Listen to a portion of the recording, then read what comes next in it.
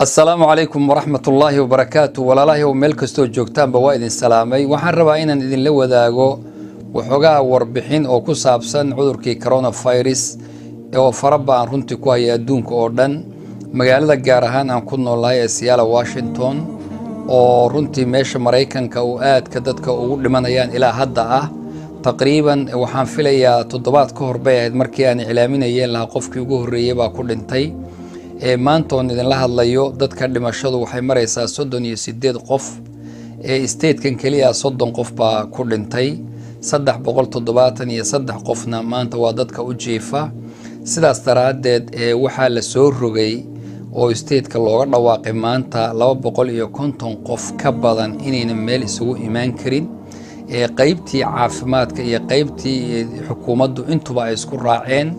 arintaas marka haday timid waxay saameyn weyn ku leedahay meelihii cibaadada sida masaajidda oo kale jumcada ayaa inagu soo aadan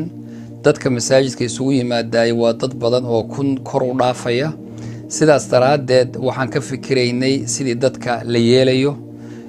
in jumcooyin badan oo kala duwan la tujiyo iyadoo ummadda la xukumi kareynin waxaana noo soo baxday in jumcada la xiro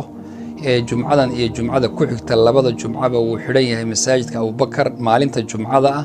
salaadaha inta kale waa lagu tukan insha Allah ta'ala dadweynaha reer Seattle Washington masaajidka imaan jiray waxaan rabnaa inay ogaadaan oo jumcada ay ku tala galaan inay isku imaanin dadka waxaan kula talinaynaa u sheegaynaa sharciyan hadii jumcadii sabab sharci ah looga joogo waana arrin keenaysa in ay cudurdaar u noqoto inayna jumcada imaanin maadaama arwaaxdoodii iyo naftii loo baqayo mafsadadana la rabo in la awdo intaynu maslaxa raadin lahayn sidaas daraadeed dhuhur ha iska tukadaan jumcada guryahoodana ha ku tukadaan insha Allah ta'ala